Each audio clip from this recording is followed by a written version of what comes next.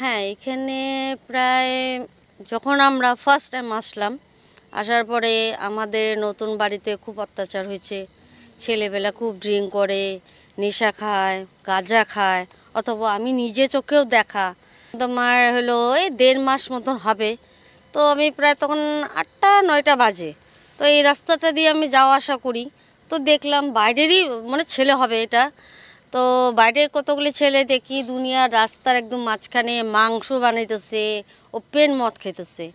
তো এইসব তো করা ভালো না, কারণ আমাদের সেফটির জন্য আমরা একটা মানে এরকম একটা ইসে চাইতেছি যে মানে কোনো একটা পুলিশে বা কোনো কিছু একটা মানে কিছু করুক, যা যদি হ্যাঁ যেসব যেন বন্ধ হয়ে যায়। বলা হয়েছে, বলা তো ওরা কোনো ইসে করে না, ওরা ওদের দাপটে চলে, ওরা ওদের দপতে চলে, প্লাস ওরা গালাগালি করতে থাকে। হ্যাঁ, খুব দম দেয় বা গালাগালি করতে থাকে। সেই জন্য আমরা অতটা কিছু বলি না, কারণ আমরা এখানে সবাই একলা চোরা মানুষ, দূরে দূরে থাকে লোক। রাত্রে রাত্রে কিছু যদি করে তাহলে আমাদের এরকম কোনো ইসে নাই। হ্যাঁ, অত্যাচার করে এখানে আইসা প্রায় বেশি সারাদিন তোমার দিনে বলেও কোনো দিন হয়, সানডেতে তো হয়, সানডেটা বাদই দিয়ে দিই যে যাই হোক যে শত দূর থেকে আসে এরকম। কিন্তু এই রাত্রে রাত্রি জুয়া খেলা, এই হাল্লা চিল্লা, মদ খাওয়া, গালাগালি এইসব প্রচুর হয়, কারণ এই জায়গাটা একদম অন্ধকার রাস্তা পায়। হ্যাঁ হ্যাঁ হ্যাঁ, কন্টিনিউ রেগুলার চলতেছে, এটা রেগুলার চলতেছে। এই ছেলেগুলো বেশি দূরেরও হবে না, আশেপাশেই হবে। হ্যাঁ, এটা বন্ধ হতে যত তাড়াতাড়ি পারা যায় তো বন্ধ করাটা ভালো, কারণ আমাদের সেফটির জন্য ভালো। আর এই বাচ্চা কাচ্চা আছে, কখন বিপদ আপদ হয়ে যায় কোনো বলার কিছু নাই। হ্যাঁ, মেয়ে ছেলে মানুষ আছে, আমরা কোনো সময় এই দোকানপাট যাওয়ার জন্য ওদের জন্য আমরা যেতে পারবো না, কারণ এরকম মদ ঠট খায় থাকে, কখন কার মাইন্ড কী হয়ে থাকে বলা যায় না। সেজন্য আমি অনুরোধ করতেছি যে এগুলো বন্ধ করার কোনো একটা চেষ্টা করেন। এই রাস্তাঘাটে চলাফেরা মুশকিল হয়, বাইরের থেকে তো ছেলেগুলো আসে, খায় গাঁজা খায়, জুয়া খেলে, দিনের বেলা থেকেই তো শুরু হয়। হ্যাঁ, আবার রাত্রি ধরেন ১১টা ১২টা পর্যন্ত থাকেই হয়তো।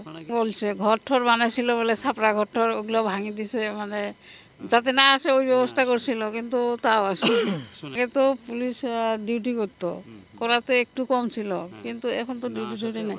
হ্যাঁ, না আসাতে আমার উৎপাদ বেশি। মেইনলি কি হৈ আছে ইয়াতে, মই যেতিয়া আহোঁ ২-৪জন ল'ৰা ছাইডত কাৰোবাই জুই লগাই আছে, কাৰোবাই পিকনিক খাই আছে। মোৰ মানে যিটো বাউণ্ডেৰী আছে তাতে আপোনাৰ মদৰ বটল আছে। যোৱাকালি মই ৯:৩০-১০টা মানত যিবিলাক গাৰ্ডেন টিবিলাক আছিল, মই এইটো বাইকত লৈ আহিম কেৰি কৰাৰ কাৰণে। তেতিয়া মোৰ বাইকটো অলপ জেগাত ফাঁচি গ'ল। ফাঁচি যোৱাৰ কাৰণে মই তেতিয়া মোৰ ৪-৫জন ফ্ৰেণ্ডক ফোন কৰিলোঁ। তেতিয়া ৯:৩০ পৰা ১০টা হ'ল। তেতিয়া মই এনেকুৱা পৰিস্থিতিত মই না বাইকখন হেলাব পাৰোঁ না ৰাখিব পাৰোঁ। তেতিয়া মই ক'লোঁ, ওচৰ চুবুৰীয়া ল'ৰাবিলাক কিছুমানে ড্ৰিংক কৰি আছিলে। তেতিয়া ড্ৰিংক কৰাৰ কাৰণে মই পিছত তেওঁলোকৰ পৰা হেল্প ল'লোঁ, ভাই মোক অলপ হেল্প কৰ, মোৰ বাইকটো অলপমান বেক ছাইড কৰি দে। তেওঁলোকে কি কৰিলে, ফাৰ্ষ্টত ৩জন ল'ৰা গ'ল। এজন হ'ল জয়দীপ চুৰ বুলি। ফাৰ্ষ্টত মোক ক'লে, দাদা আহক মই হেল্প কৰিম। মই বাৰে বাৰে কৈছোঁ এইফালে গাড়ী নাযাব, এইটো বোলে দীঘা জেগাটো, যিটো খাৰিজা দোলাইগাঁও বুলি কয়, ঠিক আছে।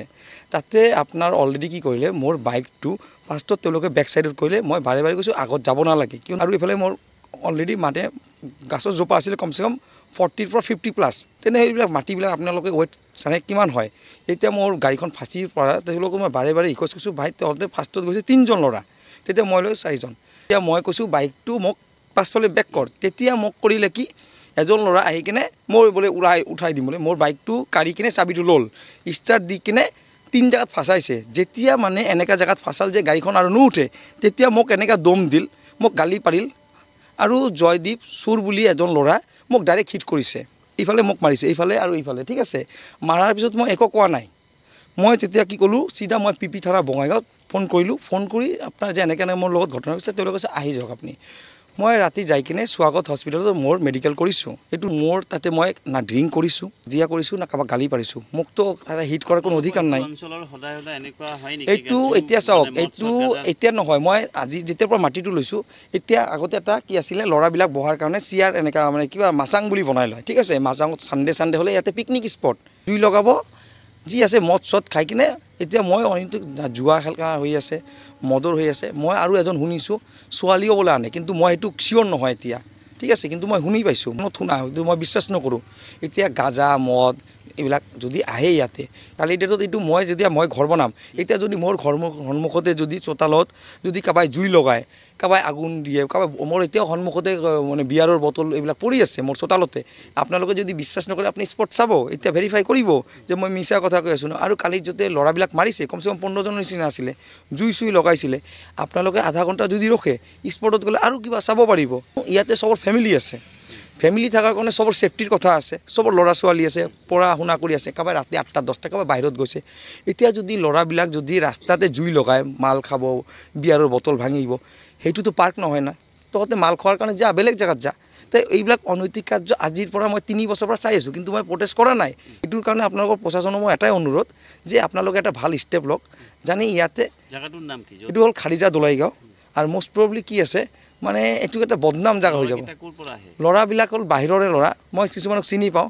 আৰু ল'ৰাবিলাক এনেকুৱা নহয় ৰাতি 8টাৰ পৰা 1টা 2টালৈকে এইটো অনৈতিক কাৰ্য মানে এনেকুৱা এইটো মানে এতিয়া মানে কি আপুনি অলপ পাছত যদি চাই পিকনিক বনাব এতিয়া কিবা যদি বাধা যদি দিব যাওঁ তেওঁলোকে মোক গালি পাৰিব মাৰিছে অলৰেডি মোক কালি মাৰিছে এখানে তো মদের আড্ডাটা বেশি হয় আর একদিন এখানে আমার এখান দিয়ে যাইতেছিল মদের সেগুলা মানে মানুষগুলা ওই বাড়ির থেকে এসে ধাওয়া দিছে এরকম করে গেছে এগুলো এটা কি প্রায় প্রায় হয়ে থাকে প্রায় হয় এটা প্রায় হয় মানে এখানে খালি খালি মদের আড্ডা জোয়ার আড্ডা এখানে আছে অল্প নানা ধরনের নিশাযুক্ত করে নানা ধরনের গালা বকি করে থাকে এই কারণে আপনাকেও জানাইছোঁ যে আমার এইটো নিরাপদ নহয় এই কারণে আমি অনুরোধ জানাইছোঁ আর কি এই মানে খালি তো রবিবার আর বেশি হবগে রাত্রে দিনের পরে হয়ে থাকে 12টা 1টা দিনত 12টা হলে 4টা লৈ থাকি কি জায়গাটার নাম কি খাটি দিলে গো ইয়ার কোনো সমান মধ্যে কোনো বস্তু নাই রাস্তাত বহিয়ে যাওঁ আমি অসুবিধা মানে কি আমাৰ সেই ল'ৰা ছোৱালী যাই থাকে আমাৰো অসুবিধা হৈ থাকে ৰাতি 12টা 1টা নাই বকিয়ে থাকে